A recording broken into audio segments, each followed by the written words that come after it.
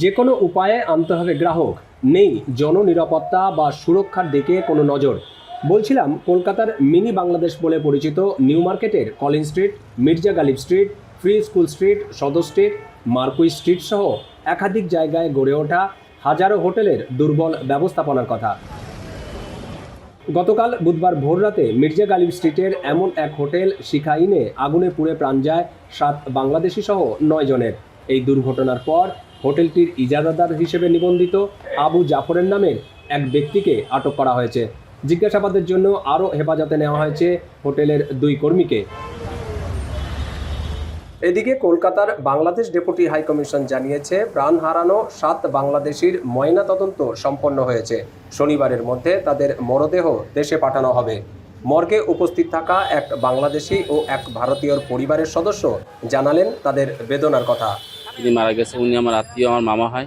তো বাংলাদেশ থেকে আমার আরেক মামা আমার জানালে আমি এখানে খোঁজখবর নেই। আমি এখন বডি দেখতে পারিনি, আমি বডি দেখার জন্য এখানে আসছি। বাড়ির ফ্যামিলি লোকে একে ও ছিল, সংসার চালাতো। হ্যাঁ, এখন মা আছে, একটা ভাই আছে, একটা বোন আছে। ওর কে দেখবে? বাবা নেই, বাবা 5-6 মাস আগে মারা গেছে।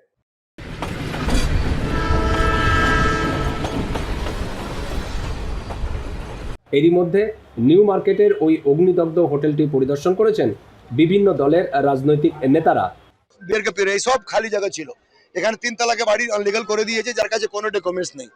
মাননীয় মুখ্যমন্ত্রীকে বলেছি, ইউডি মিনিস্টারকে বলেছি বড় কমিটি বানাতে, আর কাগজে কমিটি বানাতে না। তাহলে তার জন্য আমরা এখানে কি ব্যবস্থা করেছি? তাহলে আমাদের পর্যটন দপ্তর, আমাদের পুলিশ দপ্তর, আমাদের অগ্নি নির্বাপক দপ্তর, আমাদের পুরসভা, তারা কি ব্যবস্থা নিয়েছে। তবে এইসব কিছু ছাপিয়ে বারবার আলোচনায় আসছে মিনি বাংলাদেশ বলে খ্যাত নিউ মার্কেটের ওই এলাকাটিতে অবস্থিত হাজারেরও বেশি হোটেলের নিরাপত্তা ব্যবস্থা ও অগ্নি ঝুঁকির প্রসঙ্গ। স্থানীয় ব্যবসায়ী ও বিদেশি পর্যটকরা বলছেন, বেশিরভাগ গেস্ট হাউসেরই অবস্থা গোলকধাঁধার মতো। কোনটা প্রবেশ পথ, কোনটা বের হওয়ার পথ বোঝা মুশকিল।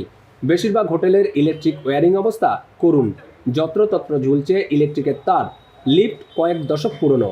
একটি ঘর থেকে আরেকটি ঘরে যাওয়ার জন্য রয়েছে সরু গলি, যেখানে পাশাপাশি 2 জন লোকও যাতায়াত করা কার্যত কঠিন।